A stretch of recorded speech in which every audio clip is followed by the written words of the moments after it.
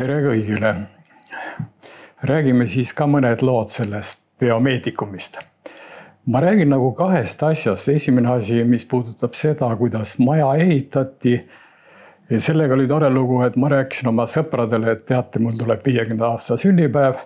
Ja tore oleks, kui arstiteaduskond tähistaks seda sünnipäeva sellega, et ehitaks biomeedikumi. Natuke läks see aeg üle, sellepärast, et 1998 sain ma 50, aga maja avati 1999 septembris. Aga see mahub ajaraamidesse, nii et ma olen väga õnnelik, et minu 50. juubeliks ehitati maja.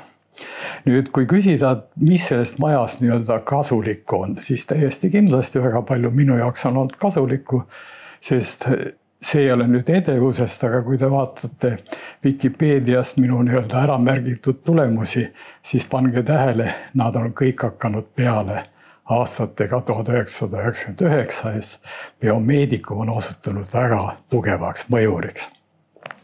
Loomulikult oli see suurepärane, et me saime osta siia kõikide jaoks sellist korralikku tehnoloogiat, massspektromeetrit, konfokaalmikroskoobi ja nii edasi. See tähendab seda, et tolle hetkel oli siin majas ja on ka edasi absoluutne tipptehnoloogia. Seda oli rõõmustav vaadata, sest kui siin käisid väliskülalised, siis ei pidanud näitama ainult ilusat hoonet, vaid me näitasime ka tehnikat ja siis kõik ütlesid väga huvitavalt, mõni, kes oli väga arenenud riigist, ütles, et oi, teil on olemas sellised riistvarad, mida meil veel ei ole. See oli väga rõõmus.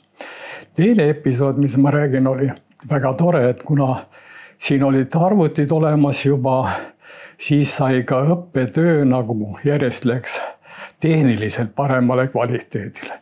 Ja sellega juhtus üks tore asi.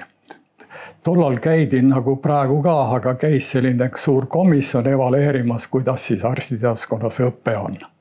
Ja kuna õppeasjad olid ka tegelikult võrgus olemas, õppekavad, siis nad olid seal uurinud, see komisjon pidi andma hinnangu ja leidnud, et miskipärast arstiteaduskonnas ei õpetata sellist asja nagu nutrition. Nutrition, ütleme eesti keeles toitumine. Dekanaadist helistati mulle, öeldi, et Mihkel, et nad tahavad tulla ka sinu juurde kuulama ja seleta siis neile ka seda.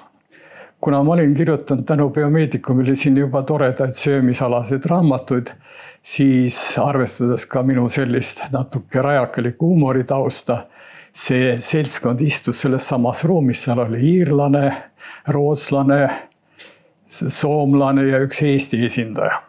Ja siis ma seletasin, näitasin neile raamatuid, ütlesin, et me ei õpetame nutritionit. Aga kuna ma olin saanud siin värskes arvutis lindistada ka ühe ingliskeelse laulu nutritionist, siis ma ütlesin, et me oleme Euroopas tükk maad eespool, et meil on nii eesliinikud nutritioni õpetamise tehnoloogiat, mida teil veel ei ole. Nad vaatasid mulle suuri silmi ette, mõtlesin, mingisugune Eesti professor on segaseks läinud. Ma lasin arvutis selle muusikapala käima, mul oli üks salm inglise keeles lindistatud, mille peale ütlesin, nii meil see asi käib, mille peale iirlane ütles, et saada mulle ka. Rootslane muutus maru kurvaks, sellepärast et selgus, et pagan võtaks, eestlased õpetavad isegi muusikasaatel. Ja sellega see asi lõppes. Ja siis, kui tuli tagasi see nende suur raport, nad saatsid kogu õpetamise kohta arstiteaduskonnas, siis mulle dekanaadist helistati, et Mihkel, loe mingi lehekülg, vist 50 on üks huvitav lõik. Lugesin seda lõiku ja seal oli kirjutatud umbes selline informatsioon inglise keeles loomulikult, et õpetatakse Tartu Ülikooli arstiteaduskonnas küll nutritionit, aga see meetod, kuidas professor Mihkel Silmer õpetab, see tuleb võtta kogu Euroopas eeskujuks. Nii et sellised paar väga huvitavad episoodi ja ma arvan, et biomeedikum on suurepärane maja ja siin on suurepärased kolleegid.